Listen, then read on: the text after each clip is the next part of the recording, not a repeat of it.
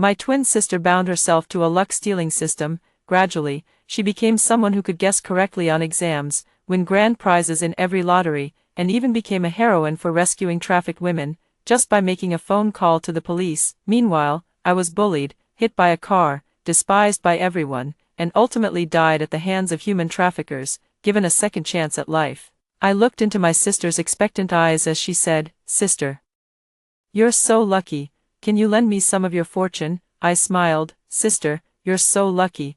Can you lend me some of your luck?" I looked at the face before me, both strange and familiar, and smiled. "How wonderful, I've come back to life again." Seeing me smile, Arya also brightened up. My eyes were filled with a greed I had never noticed in my past life. So this was how she had stolen my luck, time and time again. I glanced at the concert tickets for a certain pop star lying on the table nearby.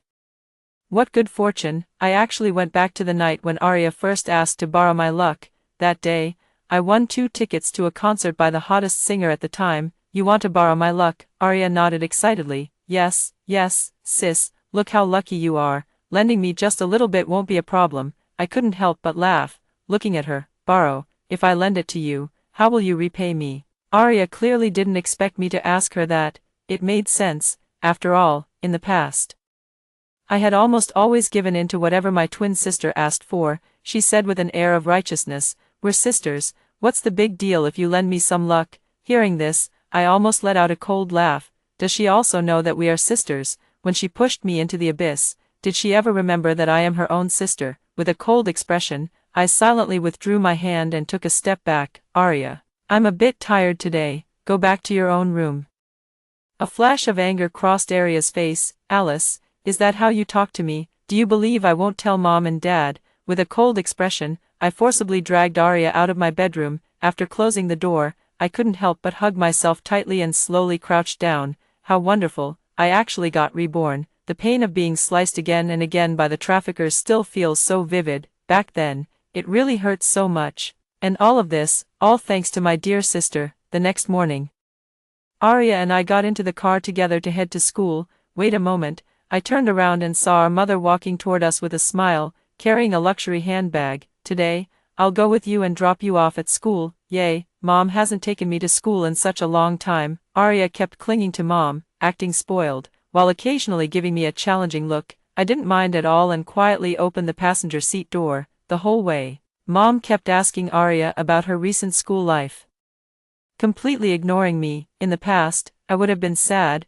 We are both our parents' daughters, yet just because I was born a few minutes earlier, why have they never seen me? I studied hard, always ranking first in my grade, yet every time I brought my grades home, they would just casually mock. "What's the use of scoring so high? You'll still end up in an arranged marriage later." But when it came to Arya, they truly poured all their favoritism onto her, even though Arya and I look exactly alike.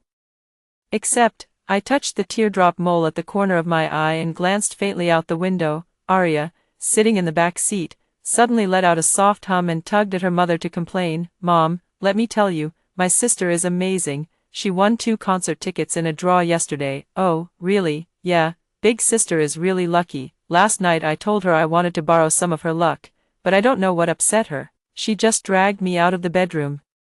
Mom frowned and immediately scolded me. "Alice, what's wrong with you? You're the older sister. How could you bully your little sister?" "Oh, sister, the same old excuse again. Ever since we were little, anything I liked, Arya would snatch it away, and our parents would just say, 'You're the older sister, what's wrong with letting your younger sister have it?'" My mom kept chattering behind me, but I remained silent, seeing my attitude. My mom grew even angrier. "Alice, what kind of attitude is this? Think you're all grown up now, huh? Apologize to your sister." Arya chuckled lightly. "Oh, Mom, it's not that serious. As long as big sister is willing to lend me a bit of her luck, that's enough." My mother immediately coaxed her gently. All right. The next second, she turned to me and roared fiercely, "Alice, hurry up and lend some luck to your sister." I still ignored them. "Mom, my sister is so stingy. I'm just borrowing a little luck from her. It's not like I'm asking for her life." I suddenly turned my head and coldly glared at Arya. "What, do you still want me dead?" Arya froze, her eyes instinctively darting away. I didn't mean that." My mother frowned in displeasure. "What nonsense are you spouting? How could Arya possibly want you dead? Huh, wouldn't she? Isn't she now trying to send me to my death step by step? I stopped paying attention to them and turned back to look out the window. The two of them, finding themselves uninteresting, started chatting about other topics on their own. I used to think that as the older sister, I should give way to my younger sister. We shared the same womb for 10 months, and from birth till now, we should have been the closest of people. Even if our parents showed favoritism, I shouldn't have directed my resentment toward Arya, yet she took everything for granted. It was only natural for her to take everything from me, to steal my luck, and to deliver me into the hands of human traffickers. In my past life, in the end, because of her, I was despised by everyone, and she, as if she had taken over my life, lived under the envious gazes of others, sailing smoothly all the way. Before I was abducted and killed by the traffickers, Arya found me. How naive I was back then. I thought she came to comfort me, just as I had always done for her. Yet she smiled with hatred, word by word saying, "Alice, you've finally come to this day. Are you happy? You're about to die. You're finally about to die. Ha ha ha ha ha. But don't worry, no one will remember you, Alice, in the future, and your life, I'll live it for you. From the very beginning, you shouldn't have existed like this. All the love, all the attention, would only be on me and wouldn't have to be shared with you." She gripped my chin fiercely, her face twisted in fury. "Alice, I really wish I could cut you into pieces, one slice at a time."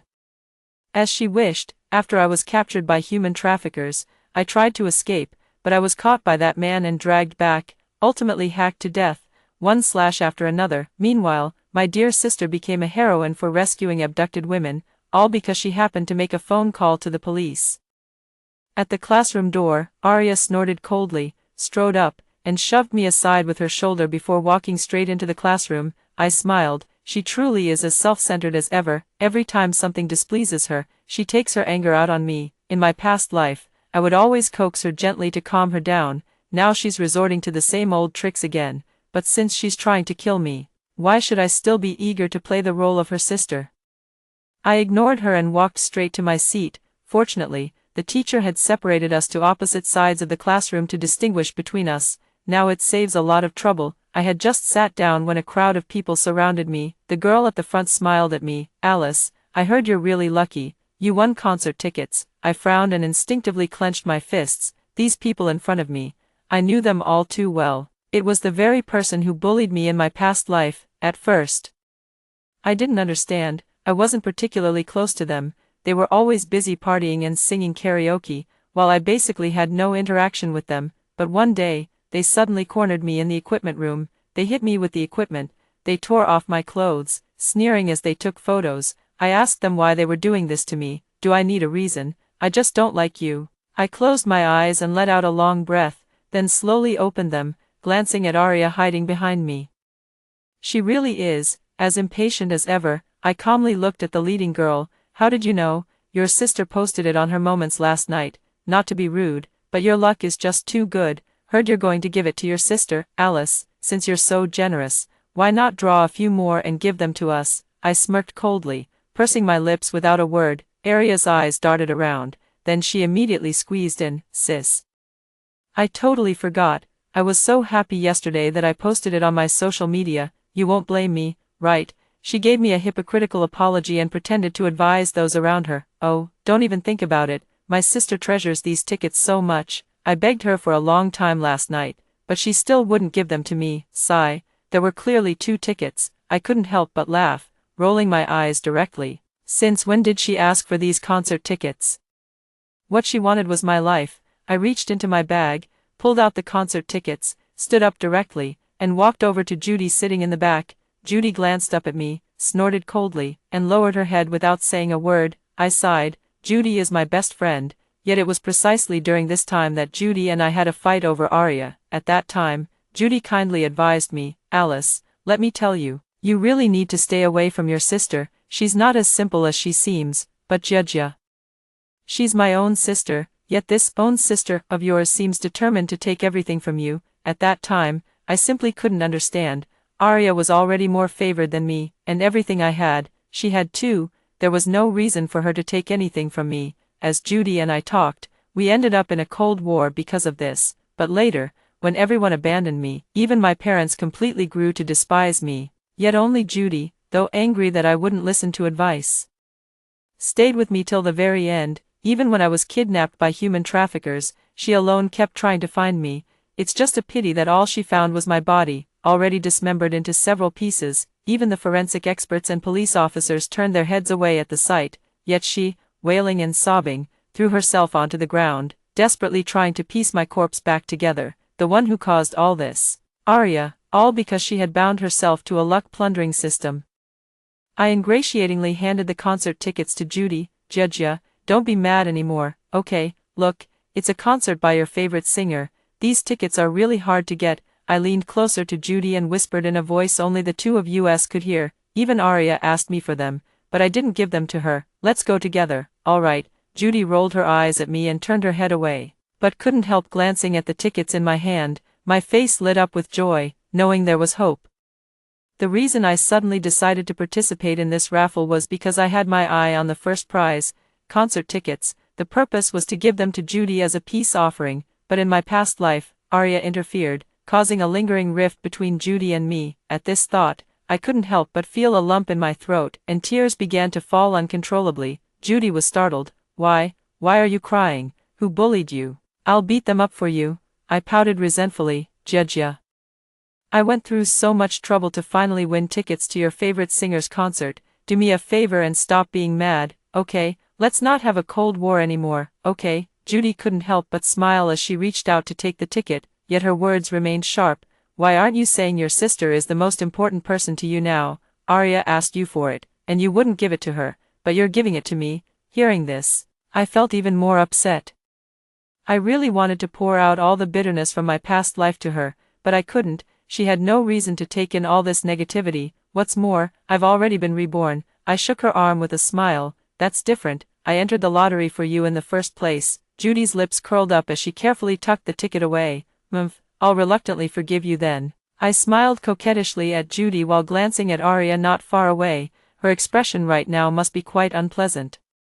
But this is just the beginning. I'll make sure she understands. She, Arya, would be nothing without me, Alice, and that system on her. After school in the afternoon, the driver Jim arrived on time outside the campus to take us home. I spotted a shop ahead and promptly called to Jim. Jim, pull over at the next intersection. Jim was taken aback for a moment. Miss, do you need to buy something? Whatever you need, I can go buy it for you. I shook my head with a smile. This is something you can't buy for me. My luck has been pretty good lately, so I plan to buy a lottery ticket and see if I can win another few million. Jim laughed. Since when did you become so superstitious, miss? I smiled without speaking, quietly gazing out the window. I couldn't help but be superstitious. After all, I was someone who had narrowly escaped death. The car soon came to a stop. I opened the door and walked straight into the lottery shop. Arya followed in as well. I took out the cash and handed it to the shop owner. Boss, 10 random sets of double color ball, please. The shop owner took the money with one hand and operated the machine with the other, quickly selecting 10 sets. I took the ticket and turned to leave. Arya hesitated, staying in place. I raised an eyebrow. What, you want to buy a few tickets too? Arya's face lit up with joy as she quickly nodded. Sister, your luck is so good, lend me a bit of it, let me share in the good fortune. I took out the cash and handed it directly to her. Buy it yourself. I turned and left, returning to the car. After waiting for a while, I finally saw Arya come out of the store. Arya had just stepped out of the shop when she accidentally bumped into a man. I froze for a moment before hurriedly rolling down the car window. Arya was still entangled with that man, but when I clearly saw the man's face, my body began trembling uncontrollably. It's him, that man named Richard. In the previous life, it was him who captured me and brought me back, cutting me again and again with his blade. I couldn't help but cover my mouth and curl up into a ball. Jim noticed my unusual behavior through the rearview mirror and quickly asked with concern, Miss, are you feeling unwell somewhere? Do you need to go to the hospital? I shook my head and took quite a while to recover. It was at this moment that Arya returned to the car. I looked out the window, but Richard was already gone. I took a deep breath, trying to calm myself down. Arya, do you know that guy? Arya shyly lowered her head. No, it's the first time I've seen him today. It seems that because of me, she met Richard earlier. But perhaps that's for the best, after all. Richard's target has always been Arya, hasn't it? This time, let them have each other properly. After finishing dinner in the evening, I went back to my room and did some homework. At 9:20, Arya specifically pulled me downstairs and turned on the TV. My parents were a bit puzzled, but Arya cheerfully explained to them. My dad smiled and said, "That's great, I hope my Arya wins $1 million." I sat quietly alone on the side, waiting for the lottery results. A few people anxiously gathered around the TV, watching as one ball after another was announced. Meanwhile, my dad's expression gradually lost its composure. 50 million, Alice, you won 50 million, my God, I'd have to close several deals to get 50 million, I smiled. No one ever complains about having too much money, right? I looked at Arya. Her face was absolutely livid at that moment. The numbers she picked, not a single one matched. My dad comforted Arya. Don't be sad, Arya, if your sister wins, doesn't that mean you win too? Alice, remember to share half of the prize money with your sister when you win. I nodded indifferently. Okay, it's just half, a small price to pay for Arya's life, worth it, but I know this isn't what Arya wants. Just as I reached the bedroom door, Arya stopped me from behind. Sister, I turned my head with a smile and looked at the person before me. Arya, what's up? Arya's eyes kept darting around as she grinned at me. Sis, look how lucky you are, can you lend me some of that luck? I looked at her indifferently, showing no reaction. Arya stood in place, growing somewhat impatient. Just as she was about to speak, I reached out and pointed at her head. Want luck? Come here yourself. Arya looked confused. What do you mean? I didn't explain further and turned to walk into the bedroom. It didn't matter whether Arya understood or not, but I believed the system in her mind understood. I started occasionally showing off my luck in front of Arya, sometimes winning a game console, other times scoring amusement park tickets, as long as I wanted to, as long as I participated, basically all hit. Arya was extremely envious. She kept coming to ask me if she could borrow some of my luck. The more she asked, the more anxious she became. I just smiled and refused. I became increasingly fortunate, while Arya grew more and more unlucky. At first, it was just getting caught cheating during an exam, leading to the teacher calling her parents. Her parents' expressions turned extremely grim. Arya, what's going on with you? How did you even learn to cheat? Cheating is bad enough, but getting caught by the teacher and having parents called, where do we put our face now? We've been spoiling you all along, and now you think you can do whatever you want. Is that it? Arya had never felt this wronged in her life. Bursting into tears, she turned and ran away, but the moment she stepped out of her house, the clear sky instantly turned into a violent storm, drenched to the bone. She had no choice but to retreat back to the Jiang residence, yet as she turned back, her foot slipped, sending her tumbling to the ground and leaving a gash on her leg. From then on, her luck only grew worse. First, I was greedy for snacks after school and ran to buy food, only to be hit by a passing tricycle. Later at school, I missed a step on the stairs and tumbled down. A passing dog happened to find the perfect spot to relieve itself. The timing was just that coincidental.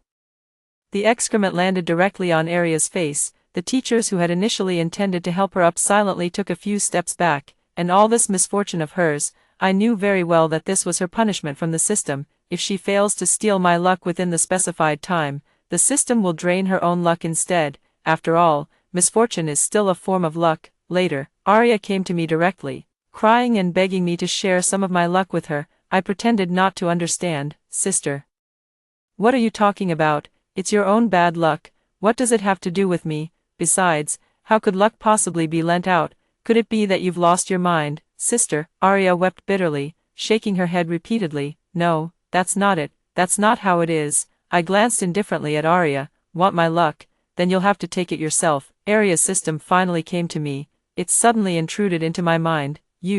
Host, do you want someone else's luck? I can help you. Just bind with me, and you'll reach the pinnacle of life with boosted luck. I couldn't help but sneer. Cut the act. The system was speechless. When the system remained silent, I pressed on. Is this the same line you used to trick Arya? The system hesitated for a moment before cautiously replying. Well, actually, I wanted to find you from the very beginning. It's just that you and Arya are too similar. I gently touched the teardrop mole at the corner of my eye. This was the most distinct difference between me and Arya. I have it, she doesn't. I raised an eyebrow. Oh, but didn't you still choose her? System, actually, the system stammered for a long time without making sense. I couldn't help but sneer and directly took over its words. Actually, Arya told you that binding with her would also work, because as her elder sister, I would surely agree to my dear little sister's request. And you could still obtain the luck from me, isn't that right? The system froze in terror for a long moment before finally recovering. How did you know? How did I know? Not only do I know this, but I also understand why this system is so greedily coveting the luck on my body. Because I am a koi fish by fate, a natural-born European emperor, this system, whose origin is unknown, took a fancy to the luck on my body. It originally intended to attach itself directly to me and absorb the koi's fortune, but by a twist of fate, it found Arya instead. Arya, upon learning this, proactively proposed a deal with the system. She would help the system steal the luck from me. I clenched my fists, staring at my reflection in the mirror. TSK. How I wish I could yank this damn system out of my head and beat it to a pulp. I spoke coldly. Now you understand as well. I can't possibly lend my luck to Arya. She'll never complete the task, and you'll never succeed. But, the system anxiously asked. But what? I sneered. But there's still one way. From now on, you must obey me. Whatever I demand, you must comply immediately. If you can do that, I will regularly transfer luck to you. Otherwise, forget about it. The system was speechless. System, fine, I agree. I smiled. It seems it really can't resist this temptation. Just in case, I want you to set up a program that will execute immediately every time I make a request. System, this, I smirked coldly. What? Can't do it? Then how can I be sure you'll actually carry out what I ask? Or do you think this koi fish luck is so easily obtained? You have a mission deadline too, don't you? Otherwise, you wouldn't be pushing Arya so urgently. Set up the program properly, and I'll transfer a bit of luck to you. You don't want to be erased along with Arya when the time comes, do you? The system hesitated for a moment but ultimately hardened its heart and agreed. I sneered coldly. Transfer 10 points of luck. Ding ding ding. Transfer successful. Received. Koi luck. 10 points. As promised, I sent 10 points of luck to the system, which thrilled it beyond measure. What is the host's next task?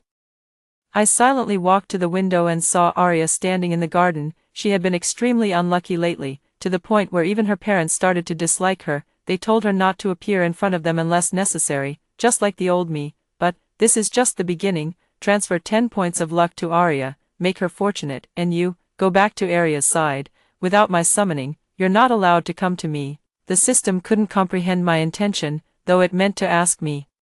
But its program had already activated automatically, returning directly to Arya's mind. I quietly drew the curtains and returned to bed. The show is about to begin. I must conserve my energy. Arya indeed gradually returned to normal. Not only that, but with the boost from my luck, Arya has become much more fortunate lately. My parents also reverted to their usual selves. Oh my, Arya has become even more beautiful recently. Here, take this card and buy yourself some nice clothes when you have time.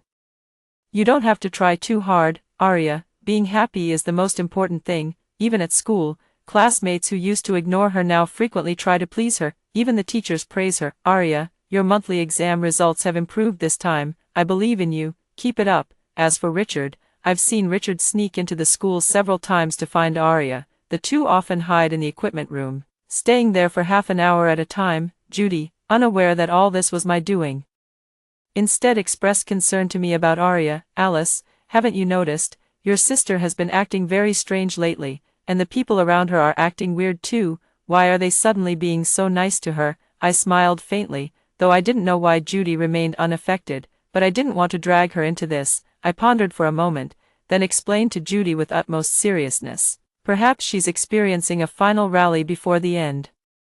Judy froze for a second before bursting into laughter. Alice, why do you seem so indifferent toward your sister now? Me, let go of the savior complex and respect others' destinies, just focus on living my own life well. Judy approvingly patted my shoulder. My God, you've finally come to your senses. Listen, Alice, with your sister's grades being what they are, you really shouldn't bother. Don't end up ruining your own chances because of her. Yes, in my past life, it was all because of her. I didn't even live to see 18, nor did I get to experience the university life I had always dreamed of. I lowered my gaze, secretly smirking in my heart. Letting Arya continue to be so unlucky would be too boring. I want her to taste the feeling of being held in the palm of everyone's hand, only to suddenly fall into the depths. Only this way can it be truly unforgettable. Arya is indeed getting carried away. She was as haughty as a peacock, kicking open my bedroom door with her foot and pointing at me arrogantly. Alice, why have you been hiding in your bedroom so much lately?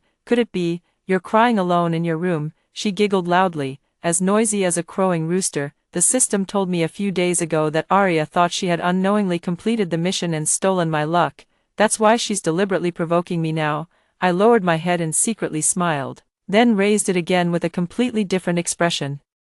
I feigned indignation as I glared at her. Arya, what are you so proud of? What you have now is merely what I once disdained to possess. Only someone as inexperienced as you would treasure such empty illusions. Arya flushed crimson with anger. She raised her hand to strike me but was stopped by the system. I heard her angrily questioning the system. System, why won't you let me attack? The system replied, Host, your current strength is insufficient to confront the child of fortune. Please refrain from foolish actions. Arya glared at me resentfully and reluctantly lowered her hand. Alice, your days are numbered. I'm telling you, one day I'll crush you beneath my feet. I'll take back everything I ever gave you. Alice, you never should have been born into this world. After delivering her harsh words, Arya turned and walked away, but I paid no heed to her words. She really hates me, but she forgot. I was the one who came into this world first. If anyone shouldn't be here, it should be her. Arya's luck keeps getting better. I made her achieve excellent grades and win the grand prize in the lottery, just like in her previous life. The system deceived Arya, telling her that she could take away my luck without needing to ask me anymore. She believed it wholeheartedly and became increasingly arrogant and domineering. She even imagined, as in her past life, rallying the same group of people to bully me. But the system witnessed all her actions and relayed them to me. I didn't comply with her wishes, which infuriated her so much that she directly lashed out at those girls. However, soon enough, she no longer had the energy to deal with me. Richard was looking for her more and more frequently. At first, they were only sneaking around at school. Later, Arya simply skipped class to find Richard, not returning home until the dead of night. Eventually, she didn't even want to come home anymore. Although our parents had some complaints, they simply smiled and didn't ask further when they saw her perfect grades. I saw all this and smiled. Arya personally sent herself to hell. In this life, she didn't know that Richard was far from a good man. In her previous life, Arya met Richard at a bar. Arya fell in love with him at first sight, and Richard, whether intentionally or not, flirted with her. By that time, the system had already drained much of my luck and clearly sensed Richard's ulterior motives. Warning Arya, Arya finally realized that Richard's sole purpose was to abduct her. Thus, when the system detected the enemy was about to close the net, they turned the tables by deceiving me into going over, resulting in my capture by Richard's men. While attempting to escape, I ran straight into Richard. He immediately recognized I wasn't Arya and, in a fit of rage, dragged me back to their temporary hideout cabin. He got into an argument with his underlings. Damn it, are you guys idiots? Her useless sister obviously can't fetch a fucking dime. Even if we demand ransom from her parents, given how much they despise her, they might not pay a single cent. Richard grew angrier as he spoke, his fury mounting as he stared at my face.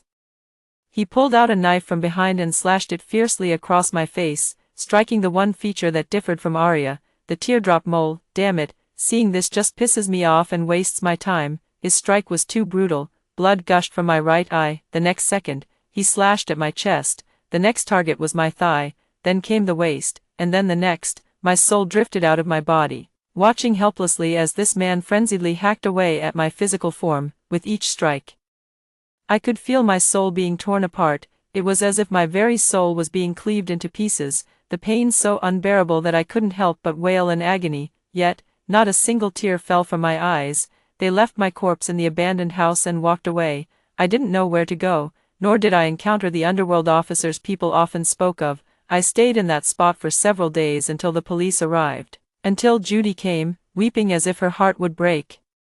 I waited until Arya stood by my corpse, laughing at me. I saw the police thanking her repeatedly, all because she, coincidentally, lent her phone to the police. Later, I actually encountered the legendary Black and White Impermanence. They looked at me with great lamentation. They took me on a journey through the gates of hell, bringing me before Yama, the king of the underworld. Yama flipped through my book of life and death, telling me my time had not yet come. Yama revealed everything to me.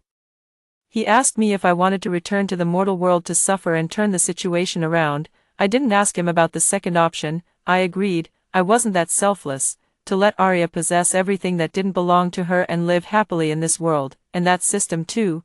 I won't let it off either. Since there's this opportunity, I must seize it. So, I crossed the Niha Bridge, stepping over the spider lilies. I return to the human world. All the suffering I endured.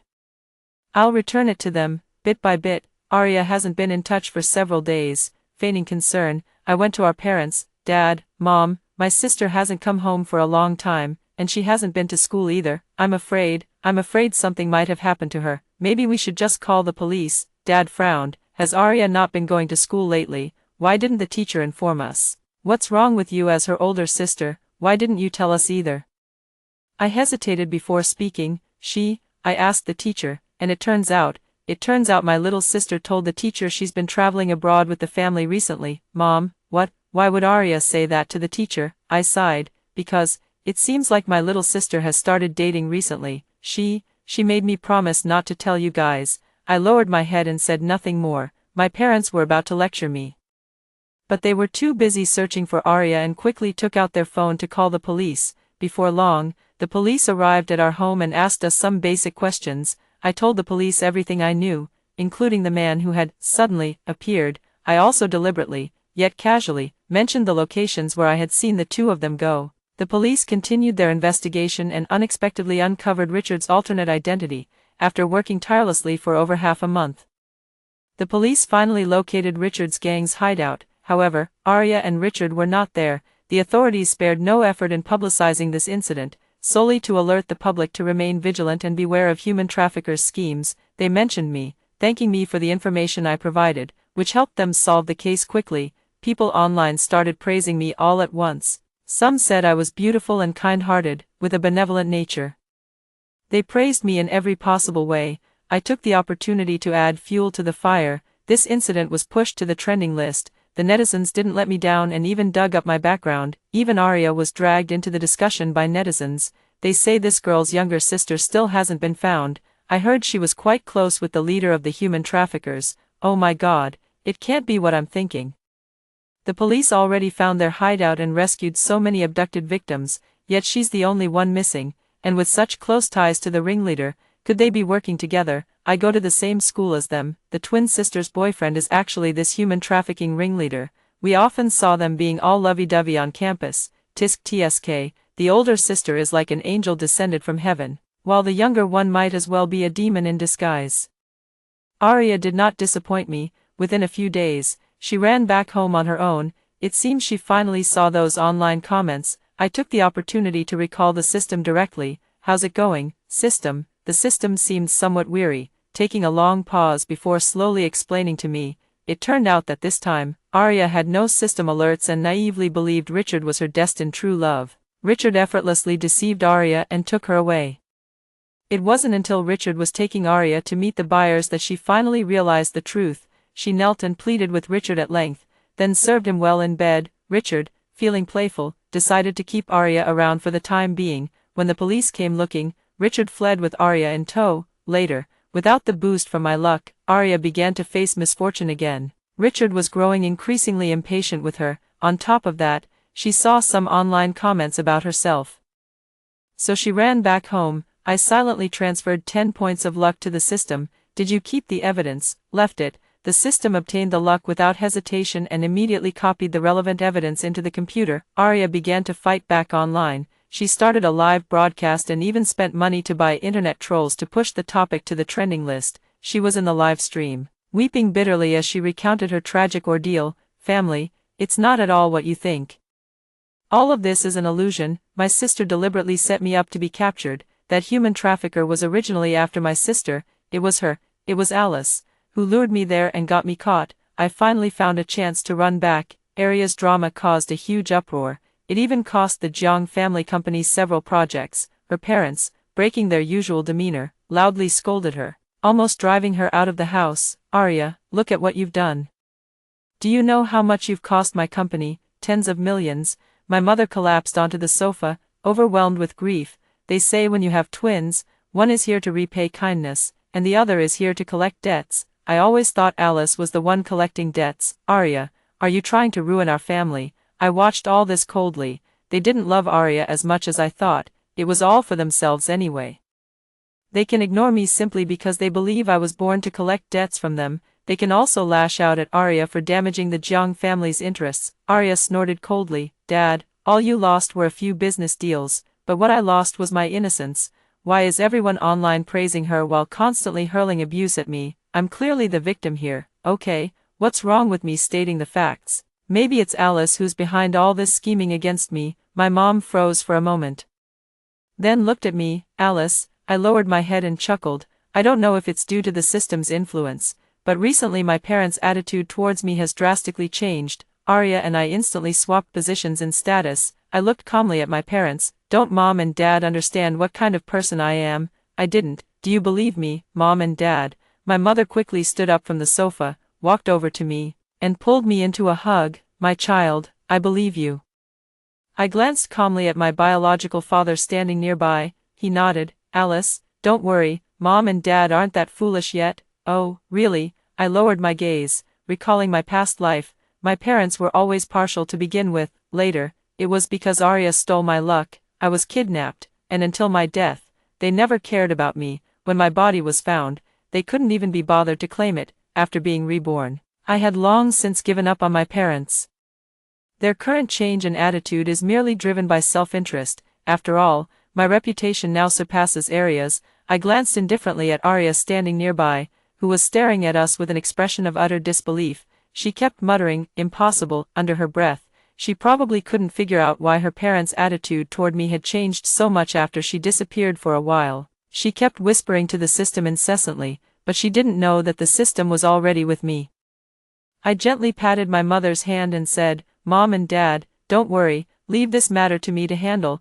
I won't let the Jiang family lose its credibility." Her parents nodded in approval, then cast a disdainful glance at Arya. "Someone, take the second young miss back to her bedroom and don't let her come out." Arya was placed under house arrest. Discussions about this matter remain highly active online. My parents spent money to suppress the trending topics, but each time, it didn't take long before they were pushed back up. The system told me that Arya was the one spending money to keep the topics trending. I raised an eyebrow, somewhat surprised. Where did she get the money? System, Richards. I nodded and didn't ask further. After all, the answers were all in that pile of videos. I waited for a few days before responding. I selected a few videos taken by the system and posted them online. I apologize for responding so late. After much deliberation, I've decided to make these received videos public. I consulted professionals to verify the authenticity of the videos, and the feedback confirmed they are not synthesized. I know everyone is concerned about this matter, so why don't we all study it together and see if the video is real or fake, soon,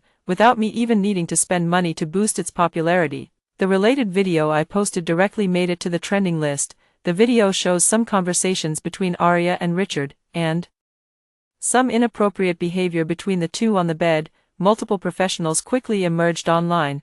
After countless verifications, they all arrived at the same conclusion: the video was neither synthesized nor photoshopped. Online opinions began to overwhelmingly favor one side. How disgusting, that's her own sister and she's framing her like this. How can this woman lie through her teeth? She clearly climbed into someone else's bed, yet claims her sister set her up. Absurd. Tisk. Is that all you've got? I then played the recording of Arya previously provoking me. Thank you all for your concern. I think since my own sister no longer values this familial bond, there's no need for me to shield her from the storm anymore. Once this recording was released, public opinion exploded. Hordes of netizens flocked to Arya's account to hurl abuse. "You're a disgrace. Your parents must be so unlucky to have a daughter like you. Damn it, why don't you just die? Is it your sister's fault for being better than you? What a psycho. Damn. First time seeing someone jealous of their own sister, and you even dated a human trafficker. Did you have a hand in those kidnapped children too? Police should really investigate her." I smiled knowingly and forwarded the most crucial video to the police. In the video, Arya wielded a sickle, hacking at Richard in his sleep, strike after strike. Her first strike went straight for Richard's neck. The second strike was aimed at Richard's abdomen. The third strike targeted Richard's hand. The fourth strike, the fifth time, it was quite dramatic. Richard died by the same method he had used to kill me. The police arrived at the house the next day. I explained my intentions to my parents and then went to Arya's bedroom to bring her down. When Arya saw the rose gold handcuffs clamped onto her wrist, she finally lost her composure. She bared her teeth and claws, frantically trying to rush toward me. "Alice, Alice, what are you standing there for? Save me, quick, Alice, hurry up, lend me some of your luck, quick, aren't you my sister? I'm begging you, okay, please, please." please, system, system, system, damn it, say something, Alice, I'm begging you, please, please, lend me some luck, okay, I don't want to go to jail. Just a little bit of luck, yes, just a little bit of luck, and I can definitely escape, she kept muttering frantically, while the people around her looked puzzled. I calmly turned to the police officer. Officer, my sister might be pretending to be insane to evade criminal responsibility. Please proceed according to the law. If you need to summon a doctor for an examination, then summon one. Arya suddenly glared at me fiercely. Alice, I wasn't faking madness. It was you, wasn't it?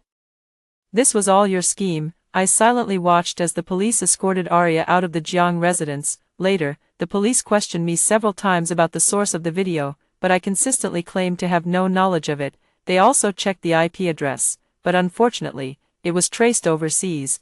They wouldn't go to the trouble of traveling abroad just to find out who posted the video. After all, the criminal has already been caught. Last time, the police kept thanking me profusely. Grateful for my righteous act of turning in my own kin, I just shook my head and only reminded them not to mention me. Arya's act of murder was indisputable, an undeniable fact. My father was so furious that he immediately declared he was severing the father-daughter relationship with Arya. From then on, Arya had nothing to do with the Jiang family. She couldn't even afford a defense lawyer anymore. No lawyer was willing to take on this case. Later, Arya was sentenced to death. Arya filed an appeal.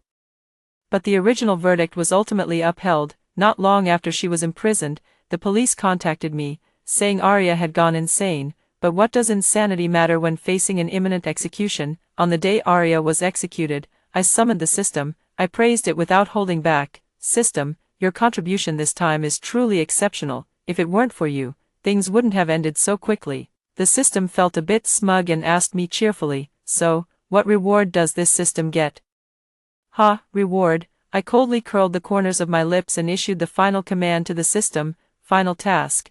I order you to erase yourself immediately. System, no, it had no time to resist. The program it had created with its own hands automatically executed the task I had assigned. All the luck I had once passed on, once again, returned to me. Everything, at last, has ended. After hearing the first story above, what are your thoughts? Feel free to share your opinions in the comments section.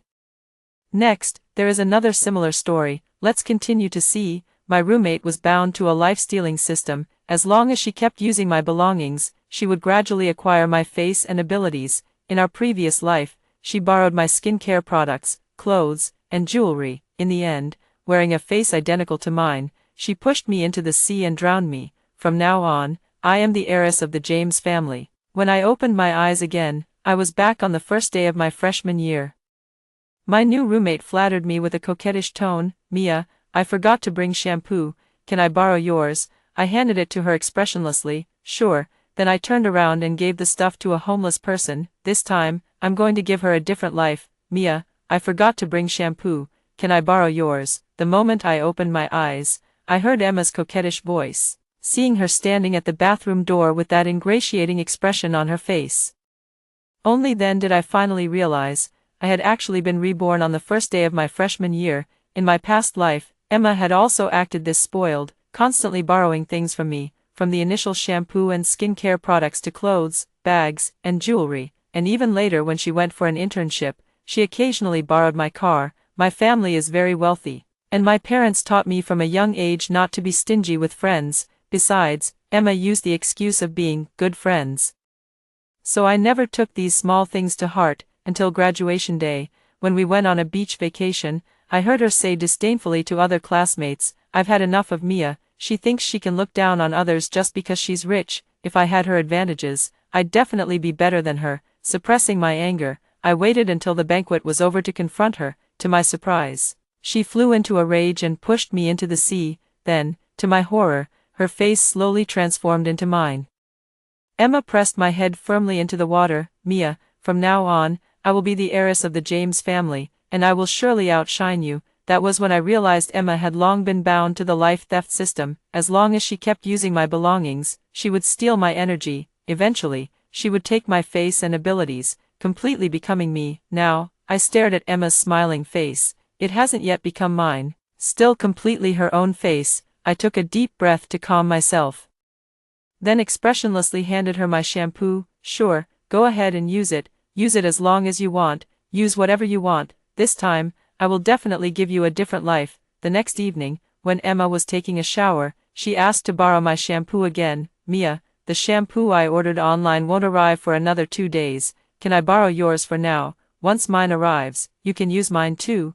I looked up. At this time, she and I weren't yet familiar, unlike in our past life. When later she could just take things from me with a simple greeting when borrowing, her face wore a nervous smile. Seeing me look at her, she immediately said, "Don't worry, I'll just use a little. Mia, your family is so wealthy, and you're so kind, you'll definitely lend it to me, right?" The other 2 roommates exchanged glances upon hearing this and retorted, "Just because her family is wealthy, she should lend it to you. Why don't you just go buy it at the supermarket?" Emma rolled her eyes at them. "What do you know? You're not rich people anyway, aren't we? Then are you? Blind fool, I will be sooner or later." Both roommates frowned and turned to try to persuade me, but they saw that I had already handed the shampoo to her. They hesitated to speak, and I smiled kindly, saying, "It's okay." Before Emma went into the bathroom, she sneered at her 2 roommates. "Some people are just narrow-minded and can't stand others doing well.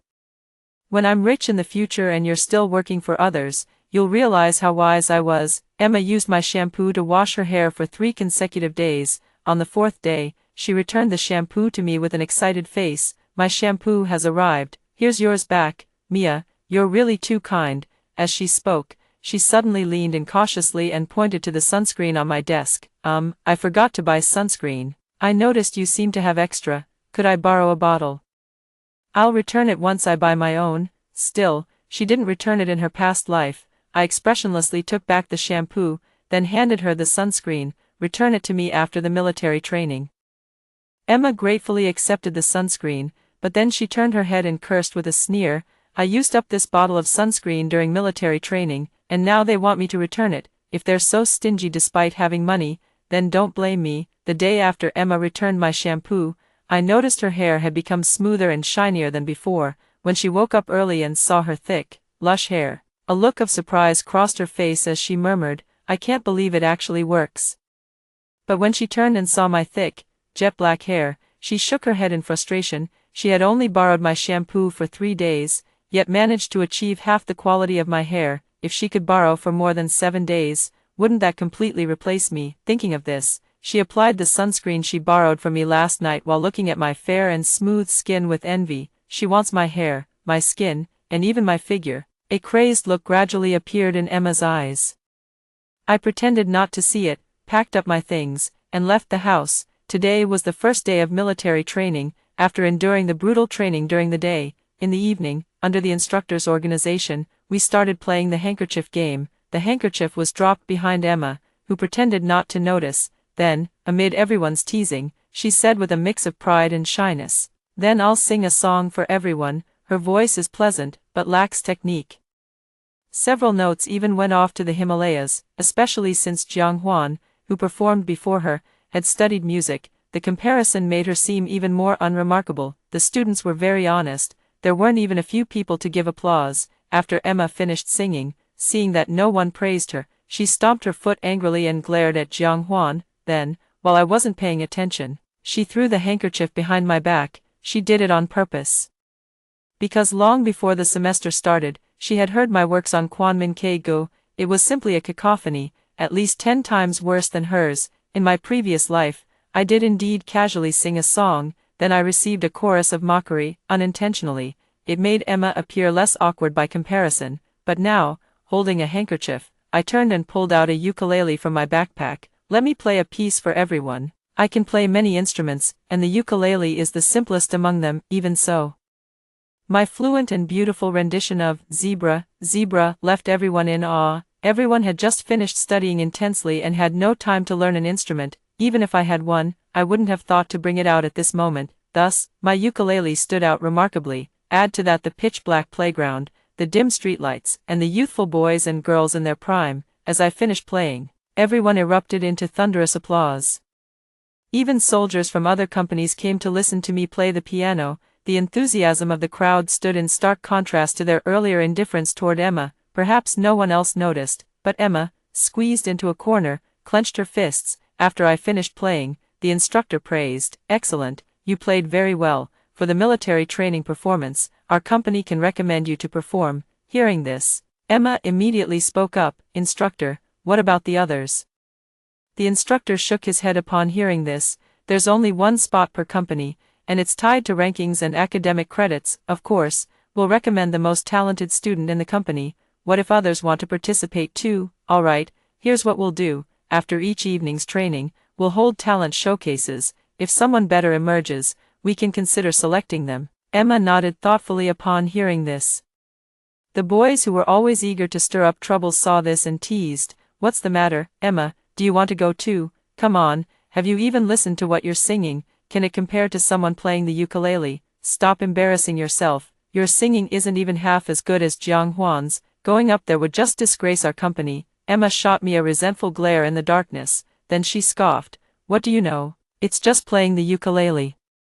I can even sing while playing. The performance spot is definitely mine." So, when we returned to the dorm that night, she ingratiatingly moved closer to me. "Mia, can I borrow your ukulele? Don't worry, I promise I won't break it. I'll return it to you after the military training is over." Looking at her scheming gaze, I chuckled softly. "Okay." The military training lasted for half a month. For the past 2 weeks, Emma has been carrying my ukulele with her every day. She takes it to meals, to military training, and even sleeps with it in her arms. Seeing this, our roommate teased her, "If you can't play it, just return it to Mia sooner. What's the point of carrying it around every day?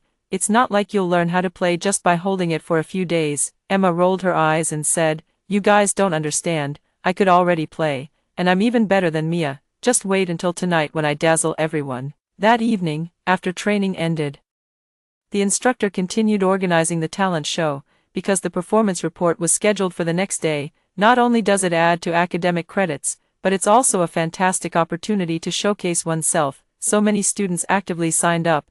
There were singing, dancing, and poetry recitations. Though varied, none could match the impact my ukulele had on them. After watching, the instructor declared loudly, "I've looked around, and I still think Mia's performance is the best." As soon as he finished speaking, Emma suddenly stood up, holding my ukulele. "Instructor, I can play and sing." The instructor's eyes lit up upon hearing this. "Singing while playing, that's even better than just playing without singing." With accompaniment, even if Emma goes off-key a few times, it won't be noticeable. Besides, her slightly husky voice pairs perfectly with the ukulele for folk songs. It just so happens that a few leaders above really like folk songs, the instructor immediately said. "All right, you go ahead. If you play well, I'd be happy to recommend you." Emma's face lit up with joy. She had already checked the system earlier. The energy had already been fully absorbed. At the same time, my phone received a notification for a 10 yuan transfer. Classmate A said, "Thank you for being willing to sell the ukulele to me at such a low price. This is my first time touching a musical instrument, and I promise I'll practice hard." I replied with a smile, "No worries. I'll bring it to your dorm after the military training is over." Turning off my phone, I looked at Emma and let out a cold laugh. The system's rule is, whoever owns the item can steal their skills, or ability, or beauty. Even with enough energy, one could steal the other's face, once the theft succeeds. It's a perfect copy-paste, but if the item changes hands before the theft, then only the new owner's ability will be stolen. So I had already sold this ukulele in the second-hand group chat last night, and the buyer was a complete newbie. After checking her energy, Emma immediately excitedly selected the steal skill. Then, holding the ukulele, she strode confidently to the very center of the company. No one expected a dark horse to emerge midway, and all eyes turned to her with anticipation. Emma followed my lead and sat down on the lawn. Then, she struck a pose and plucked the first string, yet, the very next moment, she furrowed her brows in frustration. What's going on? Why is she so unfamiliar with this ukulele? Shouldn't all the knowledge and skills have instantly flooded into her mind the moment she got her hands on it? She tried plucking another string, and then another. His expression grew increasingly grim. The instructor and other classmates also noticed something was wrong. "Why haven't you started yet? Can you even play? Don't rush her. Maybe she's still tuning. Doesn't music require inspiration? Are you kidding me? This ukulele was perfectly fine in Mia's hands just a few days ago, and she played it so well. How come it doesn't work when it's in her hands?" Listening to their comments, Emma's back was already drenched in cold sweat. It was impossible to tell how much time had passed. The instructor stood up impatiently. "Tonight's training is over. Let student Mia go for tomorrow's performance report. Upon hearing this, Emma immediately grabbed the instructor's sleeve. No, I can play too, you must give me this opportunity, then play it now. Emma kept anxiously prompting the system, yet the system never appeared except when stealing energy. It wasn't until the head instructor blew the whistle signaling the end of training, Emma held that ukulele in her arms. Not a single note was played again. The instructor turned away helplessly.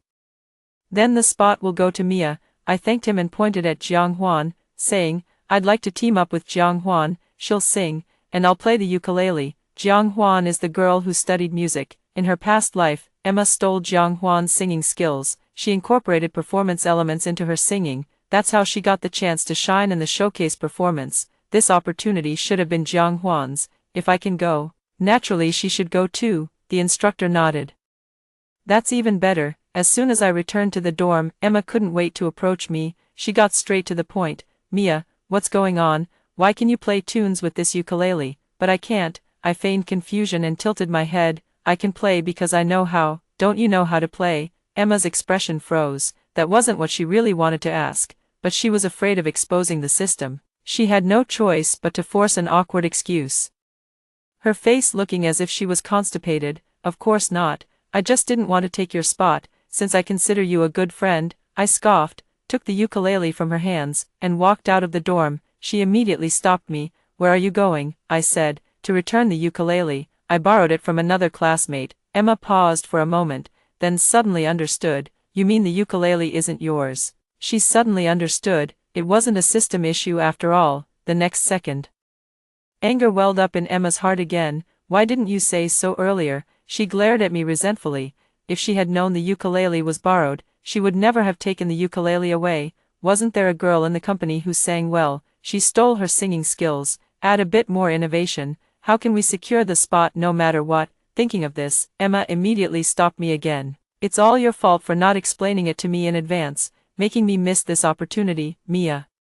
You have to take responsibility for me. Since you can team up with Jiang Huan anyway, you might as well add me in. I turned to look at her and scoffed. Blame me, you were the one who said you wanted to perform the ukulele. I even borrowed the instrument for you. What right do you have to blame me? As for teaming up, what talent do you have?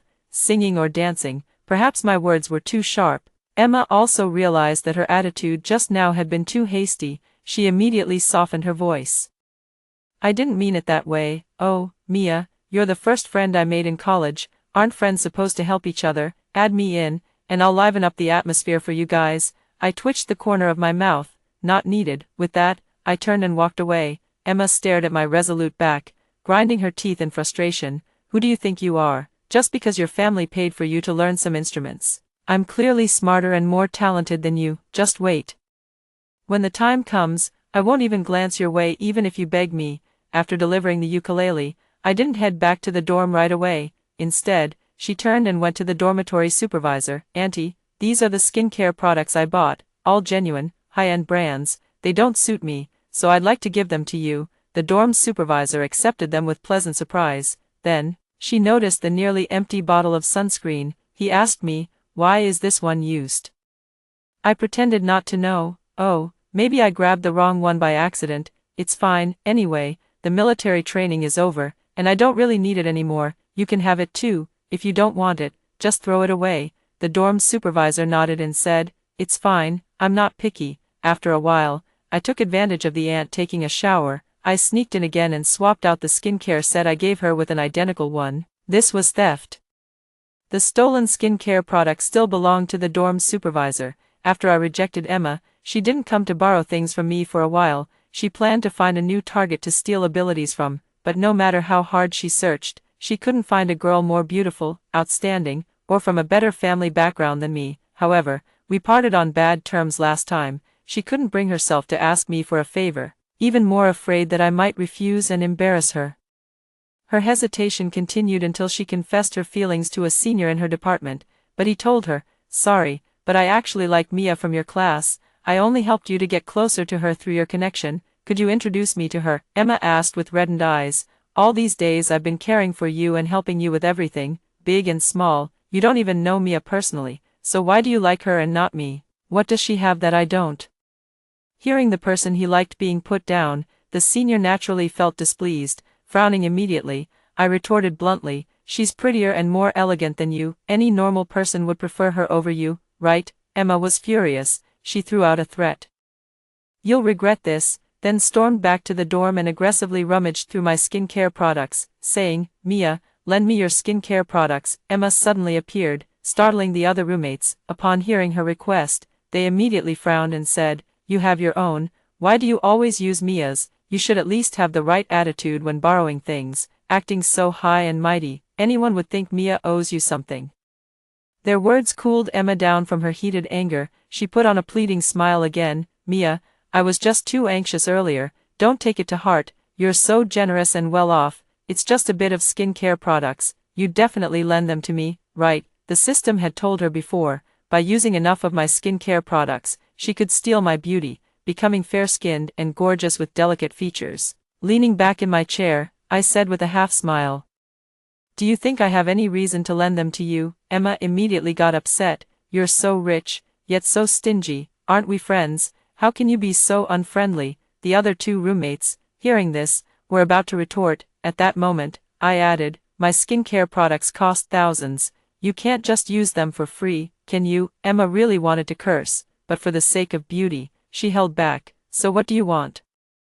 I don't want to go to this week's off-campus practice activity in the dormitory. The three of us won't go, so you can do it all by yourself. As soon as I finished speaking, Emma immediately jumped up. It's over 30 degrees outside, and there's so much work, you expect me to do it all alone? I averted my gaze. Forget it if you're not willing. Emma looked at the table full of high-end skincare products. Then she recalled her senior's words. Finally, she gritted her teeth and said, Fine. I'll do it for you. Early on the weekend, after Emma finished using my skincare products, she glared resentfully at the rest of us who were still resting, then stormed out wearing her volunteer outfit. The other two roommates peeked out after she left. She actually went, just to use Mia's skincare products. If you ask me, if you can't afford luxury items, you shouldn't even think about using them. That's crazy. She's just taking advantage of Mia's good nature to get free benefits. Mia. Next time just say no to her, we can handle the volunteer activities ourselves. Listening to their words, I couldn't help but smile meaningfully. In my past life, Emma, relying on her system, never gave a second thought to her roommates. She rarely participated in such thankless social activities. Every time, it was her other roommates who signed in and clocked in for her. Now it's her turn to repay these karmic debts. Emma covered for us during the 2-day outdoor activity over the weekend. When she came back, she had tanned noticeably. Full of resentment, she used my skincare products without hesitation. I let her be. Perhaps my calm demeanor made her feel that the tension between us had eased. After that, she started openly asking me for things, and each time, I would have her run errands or attend classes for us. It's not that I never thought about refusing her, it's just that even if she didn't steal from me, she would target someone else. Stolen things are irreversible anyway. Rather than letting her harm others, I'd better deal with her myself. Half a semester passed in the blink of an eye. The school began selecting etiquette ambassadors, responsible for the opening and closing ceremonies of some award ceremonies and large-scale galas. These events are usually watched by the entire school, therefore, the standards for the hostesses are extremely high. I naturally signed up to participate. Emma also signed up with me. The registration forms were submitted collectively. And when the classmates saw Emma's name prominently listed, they immediately remarked, Wait, the hostess position requires a height of at least 1.65 meters, and isn't Emma even shorter than 1.6 meters? Mia has the looks, the figure, and an outstanding presence. You have none of that, so maybe you shouldn't go. Emma grew anxious and typed angrily, Who do you think you're looking down on? You're just sucking up to Mia because she's rich, a bunch of snobbish jerks. I'll make sure to wipe the floor with all of you in this competition. Her words managed to offend everyone. Rolling their eyes, the group retorted, We're just giving you a suggestion, don't take it the wrong way. Exactly, major competitions like this have live streams and plenty of audience. If you embarrass yourself, it's your own reputation at stake. Although the preliminary round has lenient requirements, just meeting the height and posture standards, your 160 centimeters clearly falls short. Forget it, no use persuading her, biting the hand that feeds. Emma's clearly lost her mind. Emma's gaze turned icy as she gritted her teeth and muttered a few curses under her breath. Not long after, I finished washing the clothes and came back inside. Emma pounced on me like a drowning person clutching at a straw, frantically rummaging through my laundry basin. Mia, I signed up for the etiquette pageant, but I don't have any nice clothes. Could you lend me a couple of outfits? I didn't even have time to speak. The other two roommates pushed her away. Emma, I think you've lost your mind. Borrowing makeup and skincare products was one thing, but now you're even borrowing clothes. These are personal items. Exactly. It's not like you don't have your own clothes. You're just trying to keep up appearances because Mia buys all designer brands, aren't you? Emma's eyes were bloodshot, glaring fiercely at them. You don't understand a damn thing. Just a few sets of clothes. Do you think I care about them? If it weren't for the fact that the preliminary competition is in just a week and I absolutely need to reach 165 centimeters, who would want someone else's hand-me-downs? Since you don't care, then there's no need for me to lend them to you. I snatched the clothes from her hands and walked expressionlessly to the balcony to hang them up. Emma, seeing this, accused me from behind. Mia, how can you be so heartless? I've helped you with so much work before. What's wrong with borrowing 2 sets of clothes from you? It's not like I won't return them. These are my things. Lending them to you is a favor, not an obligation. Stop trying to manipulate me with your twisted logic. Emma glared at me resentfully. The system originally told her, as long as enough energy is accumulated, she could even replicate a face identical to Mia's. But she was still hesitating, now, seeing my attitude. She glared at me darkly for a long time before finally saying through gritted teeth, "System, I want to replace Mia and make her disappear from this world forever." Emma certainly wouldn't give up so easily. If she wanted to become taller and more beautiful in a short time, she could only rely on the system.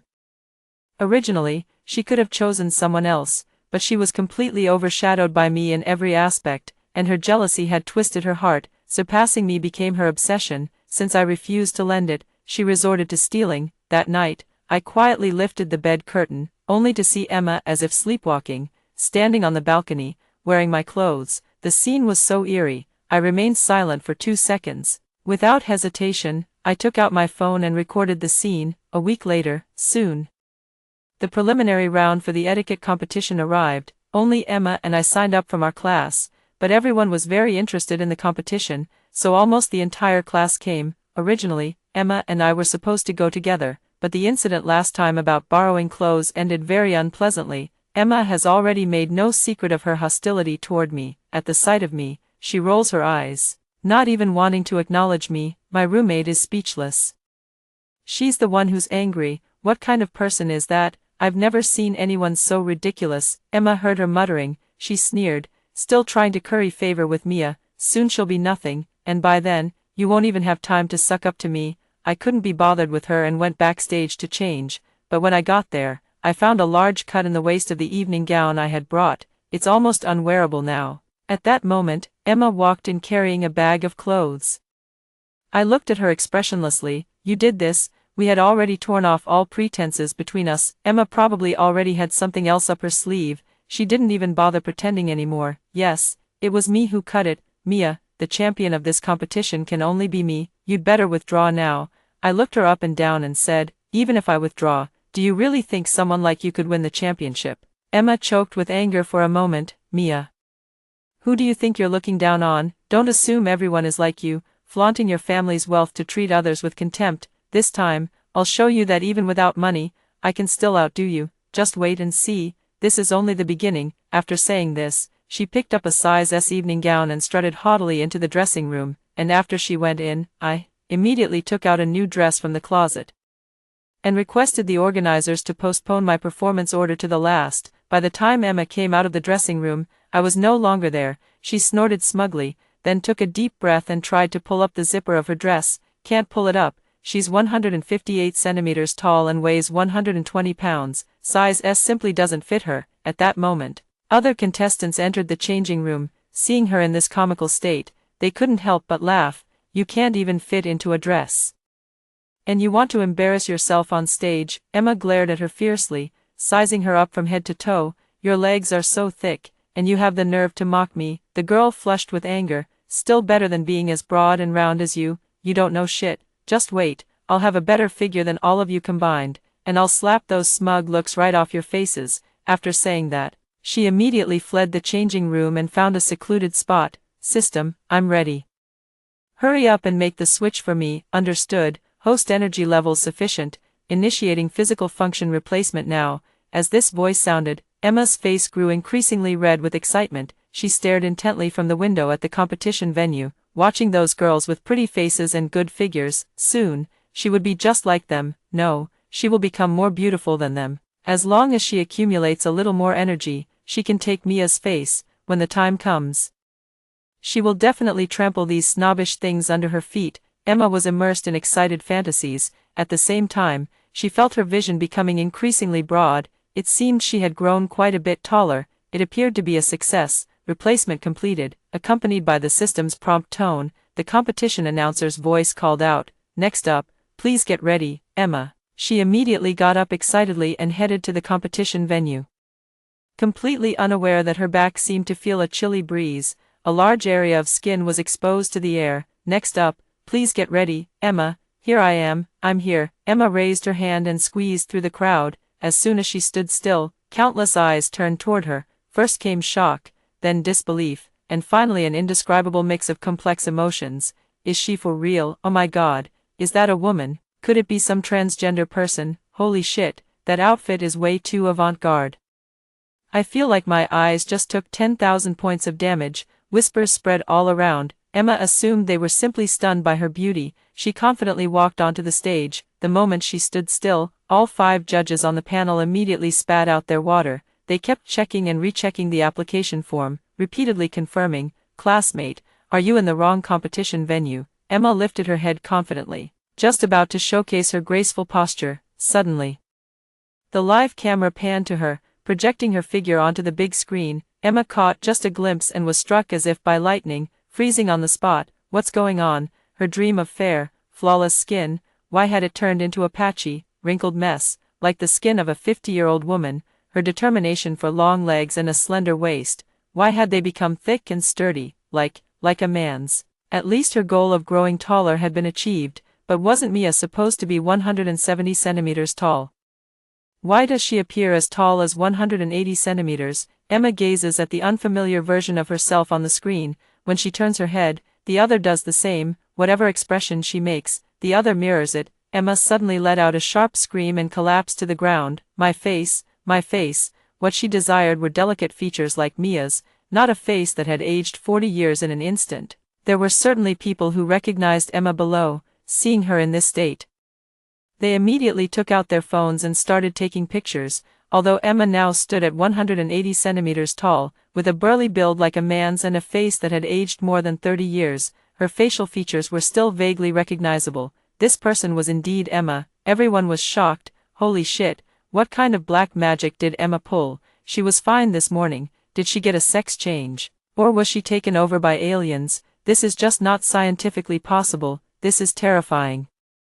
I'm posting this on my social media. Who would have guessed she was a 19-year-old student before? Under the gaze of the strange looks from the audience, Emma completely broke down. She tore at her own face, shouting loudly on stage. The organizers had no choice but to have her removed from the stage. However, not long after she left, I walked up onto the stage. I wore a red dress, composed and unhurried, and the 5 judges immediately gave high scores. Emma saw this scene. Suddenly, she rushed onto the stage like a madwoman, as if tearing at her own face. She was about to tear at mine. How is this possible? Why have I become like this? Did you do something, Mia? It must be you. You're jealous of me and tampered with something. How could I turn out like this? Give me back my beauty. Give me back my good figure. Give it all back to me. Everyone quickly restrained her, intending to hand her over to the instructor. Protected by my classmates in the middle, I watched her outburst coldly. I did indeed give her a little push to end up like this. She borrowed my skincare products, which I had already given to the dormitory auntie in her 50s, the clothes she secretly wore in the middle of the night. I also packed up last night and gave to the homeless man at the school gate.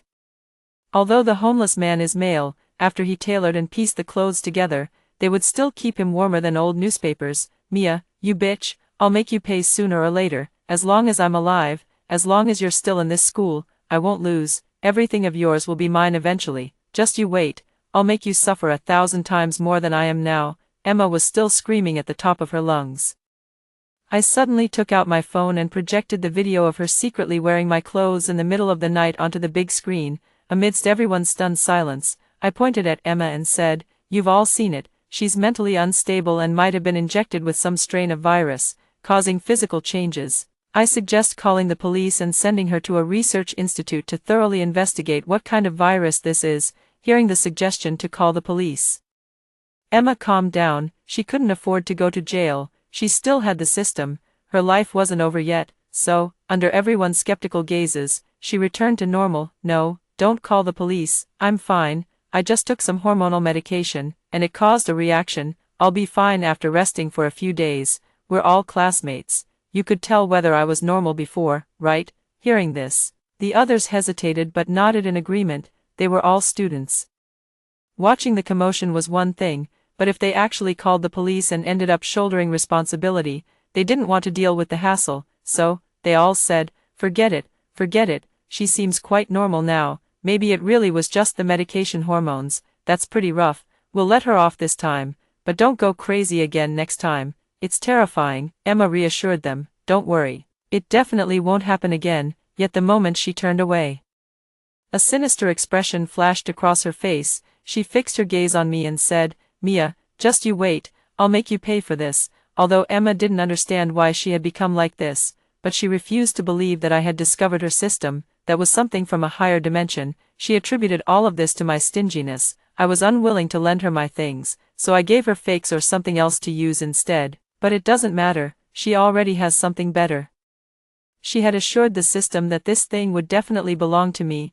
As long as she gathers enough energy and doesn't let it fall into someone else's hands, she can absolutely replace me. That afternoon, Emma moved out of our dorm. At the same time, I noticed that the jade Buddha I had worn for 15 years, never taking it off, was missing. At the end of the term, the class organized a mountain climbing trip. Although Emma had changed dormitories, she hadn't dropped out of school, so she was also among the group. When they reached the mountaintop, everyone started setting up tents to prepare for a picnic. I was assigned to gather firewood along with my 2 other roommates. As I was picking up sticks, I suddenly realized I was alone. Just as I was about to call out to them, Emma's eerie voice came from behind me, "Mia, I've finally waited for this day." I turned my head and met her gloomy smile. Instinctively, I scanned my surroundings, looking for a chance to escape. "You wouldn't think of running, would you, Mia? You have no chance." She stepped towards me, one slow step at a time. The path beside me was already narrow, blocked by her like this. There was suddenly no way to escape. Emma saw me driven to a dead end and revealed a frenzied smile. "You're very clever. You might have already realized there was a trick when I borrowed things from you. But so what, unless you never discard anything in your life, even if you throw away a single tissue. I can use it to steal your energy and slowly replace you." She pressed forward step by step.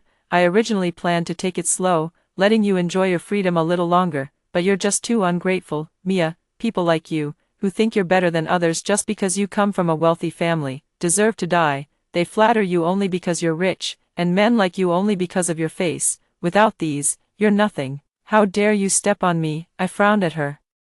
"You're wrong. While I've had my family's support, most of what I have is the result of my own hard work. It's absurd for you to think you can take shortcuts and steal someone else's life." "Shut up, save those lies for yourself. I'm not falling for them. I've already absorbed enough energy through your jade Buddha. Starting today, I'll replace you as the young lady of the James family, and you will disappear forever, taking my secret with you." With that, her tone shifted as she murmured into the void, "System, hurry up and turn me into Mia."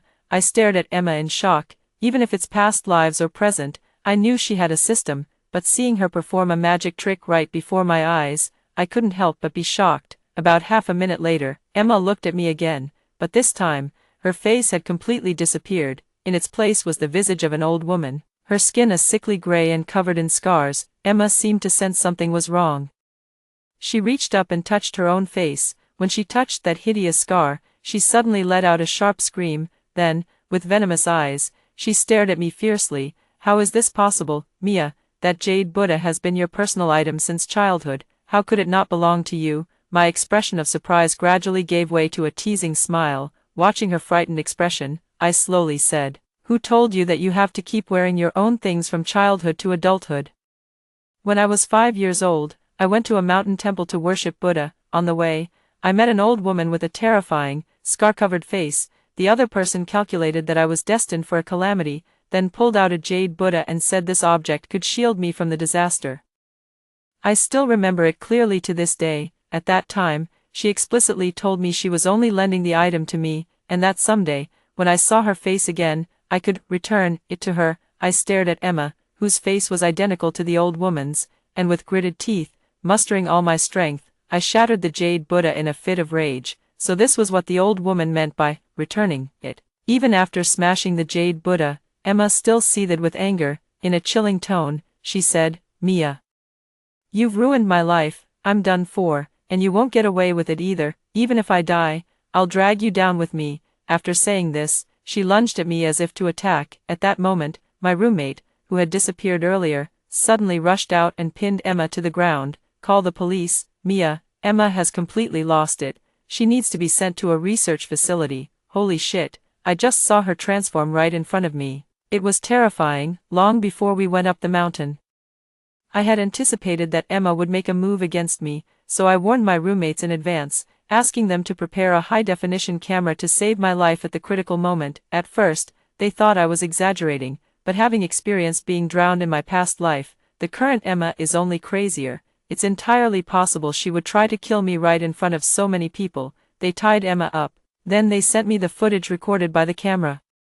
Along with the changes in Emma I had previously captured, I asked my father to send both the person and the materials to the research institute. Before long, the research results came out. As expected, they discovered high-dimensional technology from another world within Emma's mind. Now that Emma has become like this, the technology seems to have died, and they are trying to find a way to extract it for study. As for Emma's outcome after the extraction, it's probably going to stay like this forever. Plus, she's aging rapidly. Every cell and organ in her body is just like an old person's. If she can't change back, then all she can do is wait to die of old age. After hearing the two stories above, what are your thoughts? Feel free to share your opinions in the comments section. Looking forward to hearing from you. If you liked this story, don't forget to like it, share it, and subscribe to my channel. See you next time.